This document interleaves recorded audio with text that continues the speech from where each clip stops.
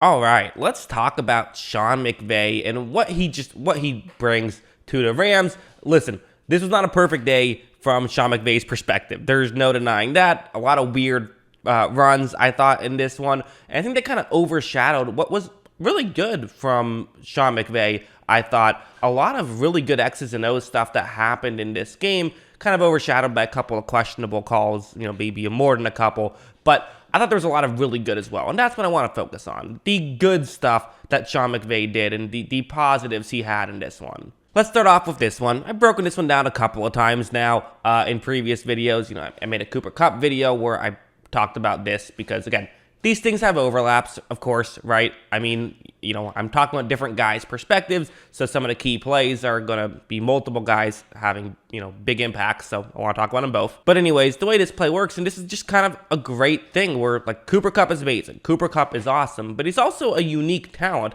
and sometimes it takes a great the offensive mind to get this unique talent and kind of, marry that together to create something amazing. And that's what we've seen with Cooper Kupp in this Rams offense. It's going to be zone coverage, and you have Kupp just in motion going to sit underneath the coverage, which I think a lot of people would kind of be afraid to do, quite frankly, because you're thinking, like, I don't want to, mess with a good thing. I have this receiver who's so good at running routes and traditional routes. Why am I having him basically be a guy who's going to take a check down right here? Why am I doing that? But it actually makes some sense. I mean, in this zone coverage with an extra man dropping back into coverage, underneath is where stuff is going to get open. And so if that's where you're probably throwing the football, well, put your best receiver in that area. It logically makes sense, even though a lot of guys won't do it. Look at how right when this play begins, you see Stafford is going to eventually hit Cooper Kupp. And he looked at a couple different guys. I'm not sure if he was ever actually going to throw it there, but I think that might have just been to make sure no one ran over to Kupp right away.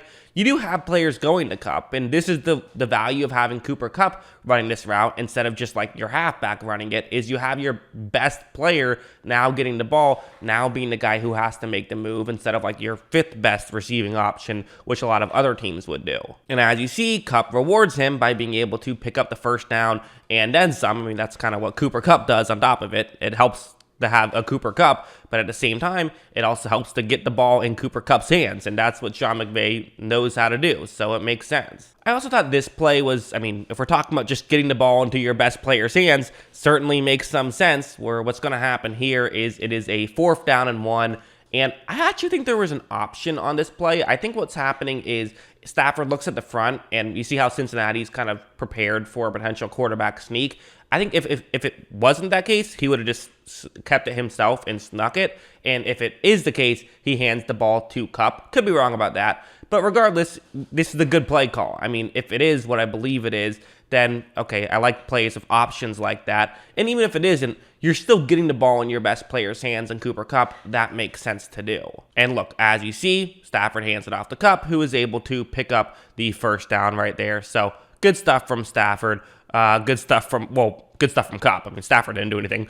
Good stuff from Kupp there. And just a good play call by Sean McVay of just sometimes keep it simple. Sometimes, hey, who's my best player? Cooper Kupp. Okay, let's try to get him to let us win the football game. All right, sounds good. I also thought something like this was very good. So this is now going to be an Odell Beckham play. I mean, really, you felt the loss of Odell Beckham getting hurt. It's hard to scheme guys open when you don't have receivers. They did an okay job at it, but obviously having receivers makes things a lot easier. And in something like this, it's again going to be just a 3-man rush for Cincinnati. You have the number 1 and number 2 receivers. So the 2 receivers closest towards the bottom of the screen, basically, they're going to be running deep over the middle. This is going to probably take away the safety, you would assume, especially because Cooper Kupp's on the other side of the field. So you can reasonably feel like since there's only a single safety deep, he's not going to be covering Odell, who's going to be running sort of towards the bottom right-hand corner of the screen.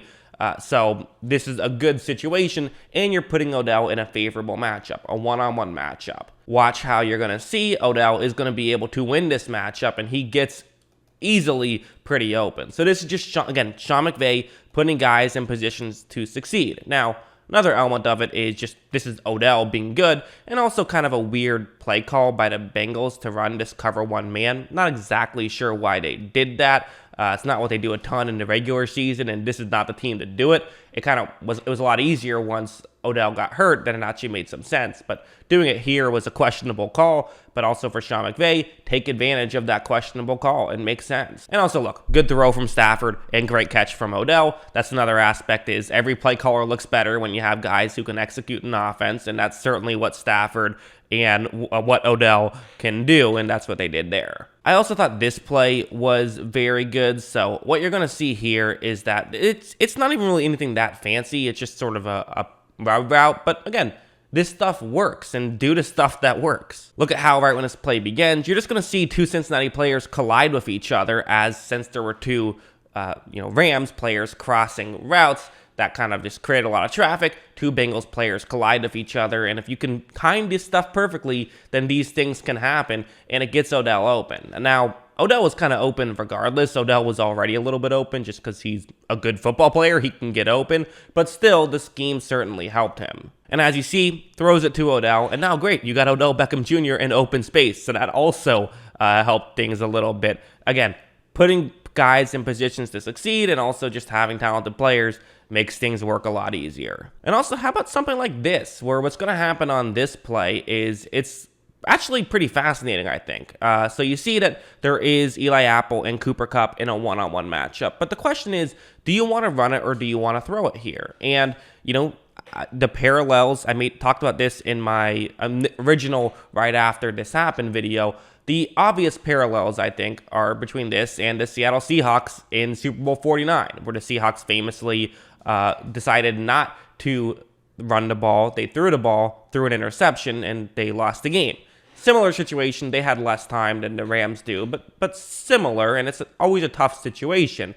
On one hand, if you run the football, it's pretty low risk. Okay, fumbles can happen, but they're much more rare than a interception. Although the other side is, if you don't think you're going to get it, well, you're just wasting it down. You might as well give your quarterback and give your receivers an extra chance to try and score a touchdown, and that's Sean McVay's reasoning, and it's hard to argue against it, especially given how tough the running game was, which, again, did they run the ball too much? Yeah, they did. But again, that's okay because they made up for it with the good calls. Watch how Stafford doesn't even really look. He just says, I'm throwing this to Cooper Kupp on Eli Apple. Kupp makes the catch and gets the touchdown right there. So great stuff from Kupp, great stuff from Stafford, and also just great stuff from Sean McVay to trust his guys. So yeah, I thought Sean McVay did a lot well. Again, running stuff.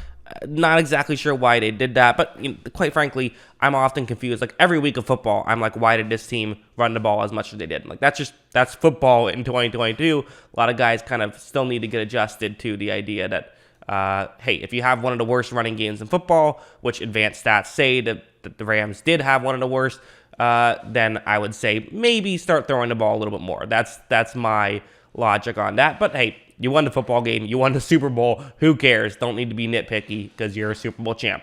That's what I think. What do you guys think? Let me know in the comments below. What are your thoughts on all of this? Always love hearing from you. And of course, as always, thanks for watching.